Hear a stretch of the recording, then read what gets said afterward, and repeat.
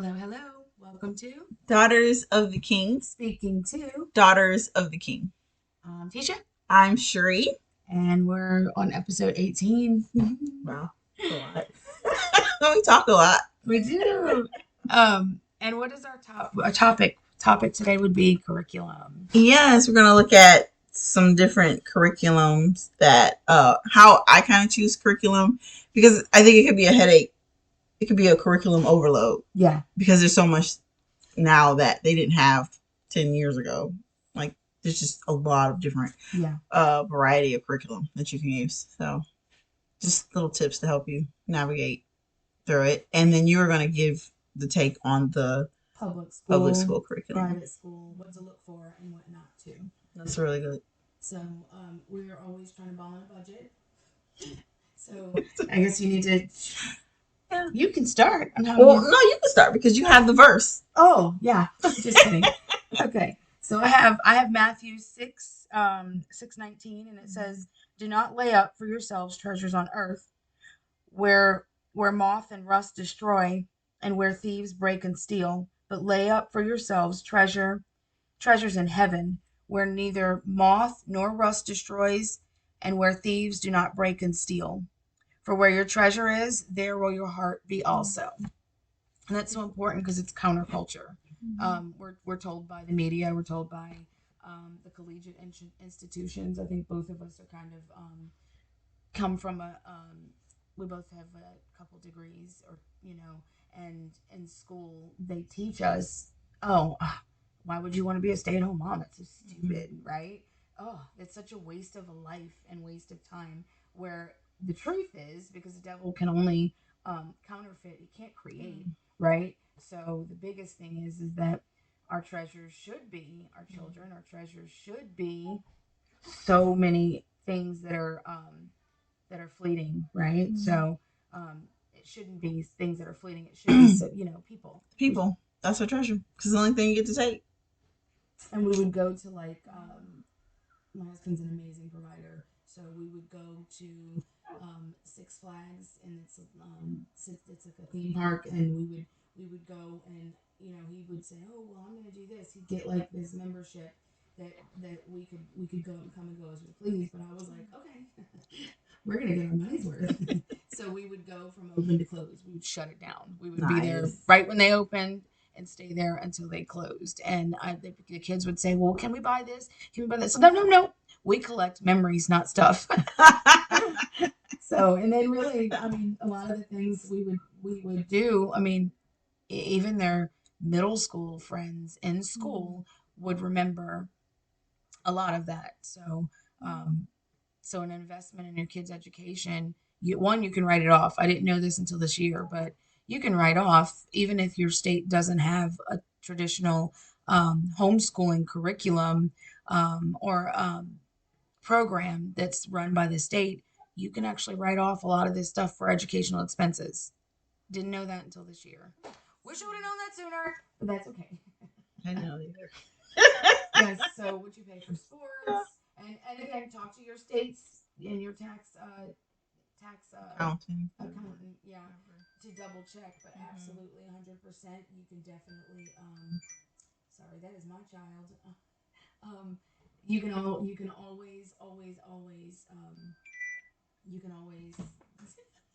I'm gonna call him back in just a little bit.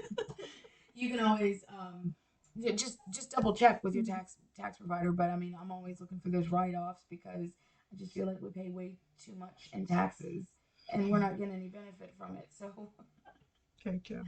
See each his own. No, that's very true. Yeah. So curriculum.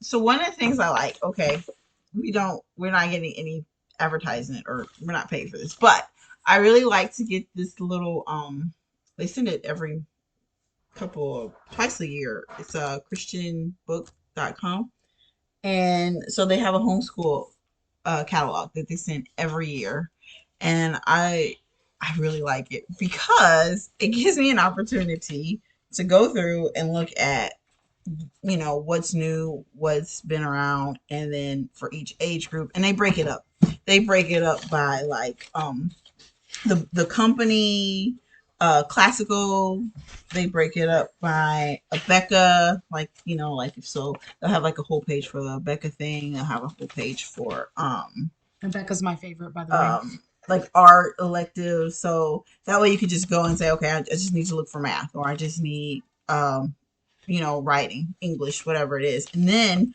what I do is I circle. You can't probably see it, but I circle it, and then I'll put that child's name next to it, and then I know I need to either go to another store, which is an amazing store, Mardale's, if I want to like at the physical copy, Yeah. and then I can look and read through it if they do have it, and if they don't, then what I'll do is I'll go to the internet, and a lot of moms are very nice that when they get a new curriculum, they will go ahead and do a video for you. And of course, they talk a lot, so I just fast forward to the parts I really like. I mean, if it's like an hour long and the book is only this big, Right. But if it's a thick, then I listen. Um. But I just those are two ways I can decide if this is something I actually want to purchase. And then I do the next thing is that I pray. So I tally up the amount of how much each thing is, and then I pray. And so then there are things that I would literally will buy from this company, and then there's things I will buy from Ardell's, and then there's things that I get half off. Like I'll go eBay, or I'll go to the thrift store, and then or like companies like half price books if they have it. And so then I have to do the legwork, right? And then and so usually though by the end of usually about midsummer, I usually have the curriculum for the following for that school year coming up. And so that's just one of the things that I really like to do to find, Okay, this sounds she's so sweet. Yeah. And I mean it's helped me, so far throughout our homeschooling journey. It's been pretty helpful. She's okay. She's a foster. She kind of does what she wants right now. She just doesn't know any better. She's so sweet. No. Also, what I also like to do is get my children's opinion. So sometimes they'll go through this with me, and then we'll talk about. So, what do you think? Do you think you're gonna like this type of book? Yeah. Because each book has a different learning style. And the worst thing that has happened, and it does happen to me, is that a semester we'll go through half a semester and we realize this is not working. Oh yeah, yeah. This is not for us. It's not working for me. It's not working for the child. We're done. And then you get to be the one that's selling for a discounted price. Yes. It's so true. Because I did a Becca. I love a Becca. A Becca phonics are amazing. Amazing from 0 to maybe third or fourth grade. Because you're giving those babies a phonetic base. I love it. One of my friends loves sing, spell, read, and write. Yeah, we use Because that. most of her babies are tactile learners. But I love Becca because it's rhythmic. It's a lot of work, but everything is God Christ centered. And again, I even when my kids were in public school, we supplemented. There were so many things that I had to supplement because it just wasn't it wasn't what I wanted for my kids. I knew that I wanted them to be very strong readers, so we used Becca. Now for my twins, Becca, it's just too write intensive. It's entirely too much. It's made for a visual learner and an auditory learner, but it's not made for tactile learners. Like their little hands were so tired because they're write intensive. They're write intensive, whereas my boys are more math driven. Their Becca curriculum when it comes to math is very weak, very weak. I would not use Becca for that for anything other than the phonetic foundation that it's going to give you. And on a public school front, oh my goodness, you as a parent, if your kids are in public school, go in and ask questions. Just go in and ask because you don't want to wake up one day and have a third grader because this has happened to countless of my friends, like countless of my friends' families and kids. They hit third grade because that's when it becomes more challenging and the kids end up getting diagnosed with something or they're how is it they say that they need to hold them back because again, if they don't have that phonetic base, third grade is usually when they sink or swim.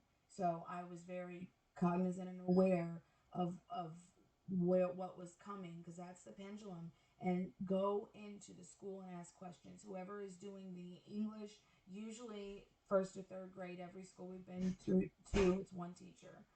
It's middle school that they start breaking up the subjects. Go in and ask. We paid. I told her when we were in the valley, we paid a lot of money to put them in this Montessori school. That once we got in there, paid for the uniforms, paid for the mats that needed to be embroidered and all this other stuff. We get in there, and and again, I observe. I mean, everything else in this school was perfect. Fresh fruits, fresh food. The uniforms were kind of stupid and pricey, but whatever, right? I'll play. And then we get in there, and come to find out, it's not a true Montessori school, because I've read the book. I know what Maria Montessori preaches. So I get in there, and I'm observing, because they have like this observation deck. I don't think they knew that I was going to be there as much as I was. But I get there, and the twins are they're not doing phonics, and I'm like, wait a second, hold up. You have a library right here, but where's the phonics? Like, you're not teaching them. Oh, they figured it out. Kids have an incredible memory recall. Like, they can spit that back. Which again, if they don't have that phonetic base, it'll shine through in third grade. So just go into. I recommend, as always, be present. And secondly, just look for phonics, because a lot of these public school systems have stripped the phonics out, and it's all sight words and Yeah. memory. Which again, the English language is so complex that you have to have a phonetic base. You're not going to be able to fully have them level up, for lack of a better word, unless they have that phonetic base. This is when they start saying, oh, well, they're just special, or oh, they just need. And I was huge on not getting them my kids labels either. And this is when they're like in elementary school up until third grade. They probably need to be on medication. You need to find the teachers that are squirrel tamers. That's what I call them. The kids that are squirrely. I'm sitting here, and I can't do this, and I can't do this, and I can't do this. And I was talking to the dentist yesterday, and she was like, the technician was talking about the school and the district that we live. It's a great school, because we have a lot of teachers who are non-traditional teachers. So they are allowed the freedom. Don't really care for the superintendent, and she's new. I'm sure she'll grow on everyone, but uh,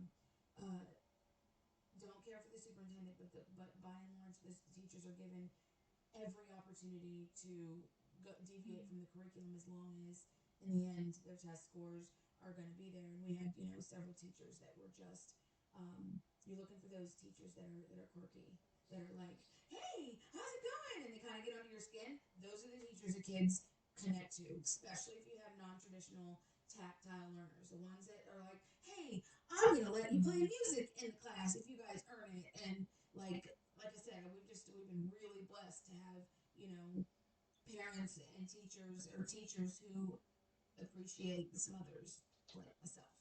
And the ones that are really, well, why are you here? You know that we've got this. Those are the ones you need to watch out for. Mm-hmm. So, That's a very good point. curriculum, you really can't change it in the public school. The private schools, you really can't change it. But you can supplement it, like you said. And you can supplement. Mm-hmm. And again, after so many years, I was like, this is stupid. I'm doing it myself. I don't have a degree in education. I wish I would have served, like Cherie did, and her husband served in the educational institute, because you would have kind of like No, a but baseline. actually, I think they did a study. But it is true that children who have parents who were not in the school educational system actually do better homeschooling than the ones that were, right? I think Because because you already have this very systematic mindset if you're a teacher going into it. Yeah. And then you want to make it look like the system instead of just making it look like what your child needs. Yeah. And a mom and dad who didn't have that, they don't have all this extra baggage. And so they can come Yeah. at it with with like a lot more fresh ideas Yes. for their children, and a ways to get their children to learn that, other parents that Yeah. were in the system. Yeah. And then on the same token, you still kind of have to you still kind of have to use your discernment. And Mm-hmm. that's the biggest thing is that we a lot of times we're just intimidated. And I was super intimidated. This is why my kids were in and out of the school system because it wasn't until I'm gonna just say it, the Purple Door came in with their LGBTQ stuff, and then we had the violence. That's the only time I was like, okay, I'm done, right? But it had to be something that was in my face that I was like, oh, this isn't right. I want them to teach tolerance, and I guess you have to be fully aware that a lot of these institutions, these not for profits that were once Christian organizations, and they ride on that name. Again, devil can't create anything. So they ride in on that name, and oh, we're doing this for the community, this and that.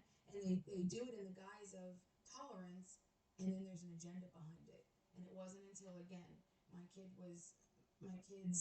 were subjected to a massive amount of violence, and they were called names that they had never heard of before from that 2 hours. Really, they had 2 hours. And they were just, again, they probably present themselves as we want to prevent violence and things like that because that's what they said. And it didn't because these kids are too immature. They're way too immature to be able to process this information first and foremost. And they took it as a playbook. So, and I don't mean to get off on a tangent because really the curriculum is what's important, but you have to have a presence. I cannot say that enough. You have to have a presence at that school. You have to make it a priority, and they have to be your treasures. And I would be at the schools, and they would say, "Don't you have a job?" "Oh, yes, I do. This is my first job. This is my first job. Is to protect our kids. It's to protect our kids, and not that everybody at the school is terrible. It's just being there. Hey, how's it going? I'm your partner. I would tell the beginning of the school year, I would show up with a basket again, most of the time food because we had a lot of food, but we didn't have a lot of anything else. And I would say, "Hey, we're here," and I would tell the kids, "We're here to partner with you. She's my partner, and we're here to educate you." And just giving the kids a visual of like, "Hey, we're here to make sure we're a team and we're gonna work together, and you got this, right?" And again, if you don't feel comfortable homeschooling, by all means be a presence there because they would and I would tell them this isn't my first job because I always did like a side hustles here and there, but my first job or my primary job, my number one job is to one be a wife to my husband and serve my husband, and two, serve him through making sure that his kids are not all jacked up to what I can do, right? Because only men can raise men, and a lot of times men will do stuff, and I'm like, but I just want to love on them. No, they know what they're doing, and sometimes we just say, sit back and Yeah, let them be dads. They're created to do. I think that's really important because I remember my mom, growing up, we didn't have a lot of money, but what she would do is that she would go to the teacher store that we had there. Oh yes, And in the summer, this woman would have these ideas of giving us schoolwork in the summer, right? Like, oh, okay. She's like, girl, man, that's what I do. I do. And I mean, it wasn't all the time, but I just remember, like, she'd be like, well, I'm going to go. Like, if a teacher said, oh, well, we're noticing your child is slacking in this, and she'd be like, well, I'm going to go to the teacher store. And I'm going to go get some books for them to do. And I remember having this reading comprehension book. It was purple. I don't even know if my mom remembers this, but I was just like, why? Why do I have to do this, right? But I think it's really important that if the school has the teacher has only so many hours that she's with your child, and then she doesn't just have your child, she's 30 other kids. So she can't give your child that one-on-one time. And a lot of times you're the parent, you're going to have to come in there and you're going to have to make sure that what's not being delivered in school is being given at home. Yeah, it may be a little bit more extra, but it's worth it. If your child needs a video, give them a video. If they need a book, give them a book. Whatever they need, they need to build something, let them build something. But make sure that they're also getting it outside of that classroom. Yes, 100%. Because, at the end of the day, like Tisha's saying, they're your child.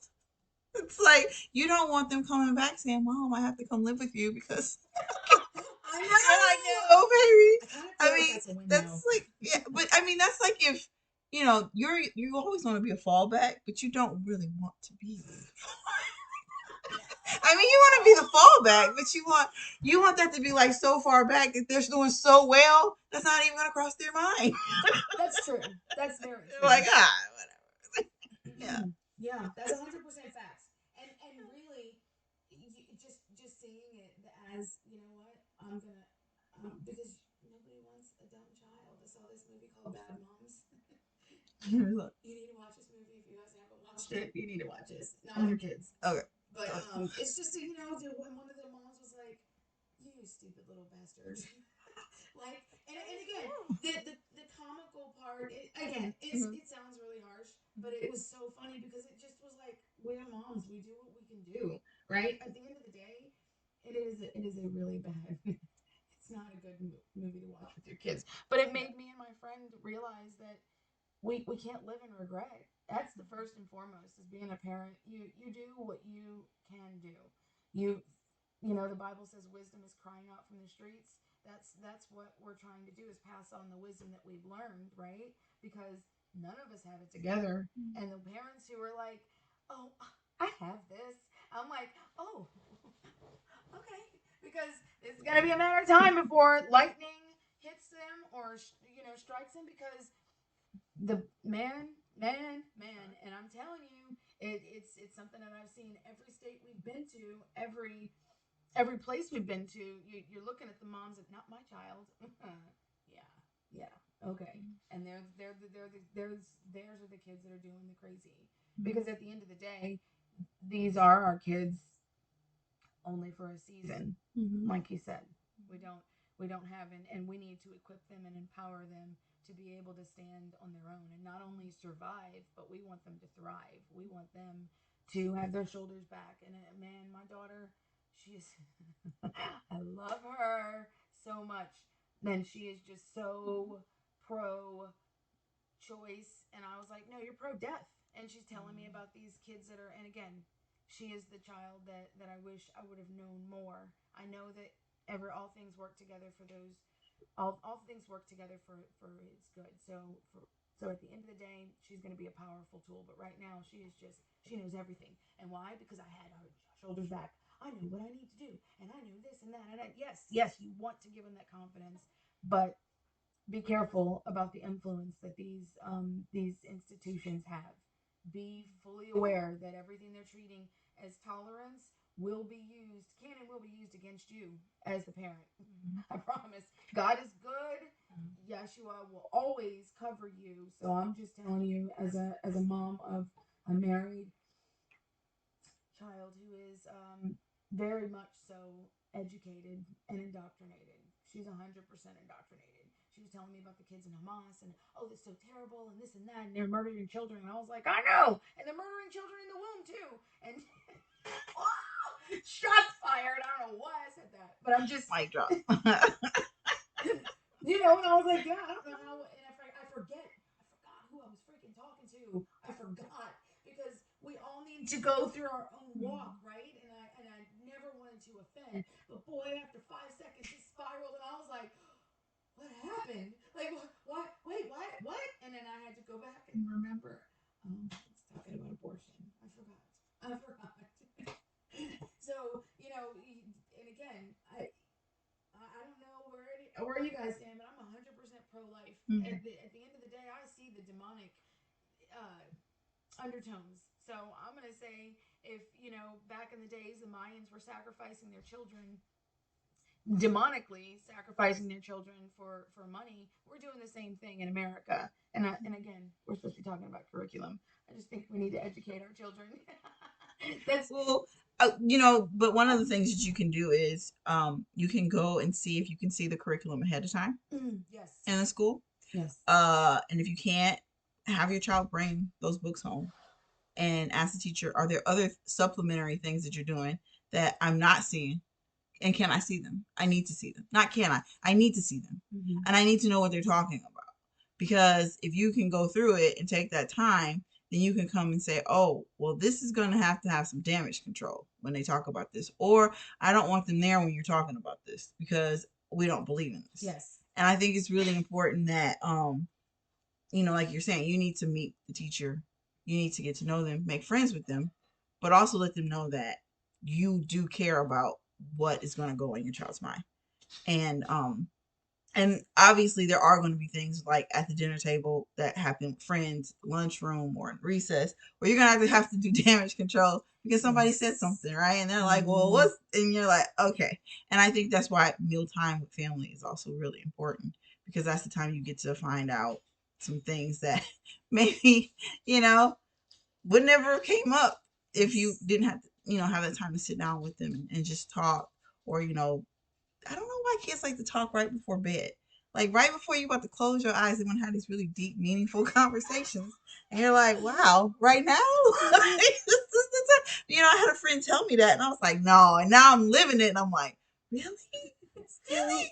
It's 11 o'clock at night. I don't. And that'd be like a really deep question. I'm like, this is like. And so you're like, man, okay. Yeah, you're like, hey, can we talk about this tomorrow? Let me go do a little research because I'm not really sure that I want to answer that right now. Yeah, it's a true story. Yeah, but I don't think anybody should ever have curriculum overload, whether you're homeschooling or your child is in the school. You need to take time, pray about it, do the footwork. Yes, there's 1,000 things you can do, but there's 1,000 things in everything else. When you go to a grocery store, you don't just buy go through and like, there's so many salad dressings. I can't choose. It's all too much. Oh, right? I know. We don't do that, right? So you don't have to do that with anything. Yeah. Breathe. No, look for books. If you know your child is a tactile learner, do things. Try to get as many things that way. Yes. You know your child is auditory. Try to focus on that. So figure out your child and then go look and start that way. Yeah. And then sometimes they might surprise you. Sometimes, that auditory child might, actually like a written assignment in a certain subject. And you're like, oh, look at there. Yeah. Yeah. It works. Yeah. 100%. So, yeah. So I guess that's it. Oh, we have a little mom hack. It's not really a mom hack. So my husband, he does not like this, but he thinks it's so nerdy. But every time we learn something, I always try to find a game. Okay. So for instance, if we're learning about history with presidents. Okay, closer. The presidential maybe. Card game. Yes. So if they have biology or they have different types of word games. But I just brought this one, for example. One time we were doing history and we needed to name the U.S. president. So then I found this on sale. And then I was like, hey, let's play a card game to see if you guys remember this. So one of my mom hacks is that I like to use games after we've learned something to see if it stuck. Oh! So if it sticks, and usually I look for these. This is on sale. I think I paid like $4 for this, $3 or something. So I always look for go to the clearance section. Every store. Dollar Tree, wherever you're at, yes. Teacher stores. Look for games, and if you know you're going to be teaching that, or the teacher at school is going to be bringing this up, get the games, and then you can play them on the weekends or on a cold day, and then they're learning and you're having fun. Yes. And at the end of the day, it needs to be fun. Yeah. Because you don't want to have, you don't want to be sitting there cracking the whip. And as long as it's fun for you, 90% of the time it's fun for them. And I've found that if you do hopping or games that you can add physical movement in it, those are fun. Those are so fun too. Yes. Okay. Well, let's pray. God, thank you so much for this day. Thank you for the opportunity, Father, to be able to reach out to people. Lord, we pray that any mom that is dealing with curriculum, whether in school or whether homeschooling, Father, that you would give them the wisdom that they need, Father, to pick the things that will be beneficial to their own children, Lord, and that you would also provide for it every step of the way. In the mighty name of your Son, Yeshua, Jesus, amen. Be done. Well, signing off for 2 Daughters of the King, speaking to Daughters of the King. Shalom, shalom, or perfect peace to you. Bye.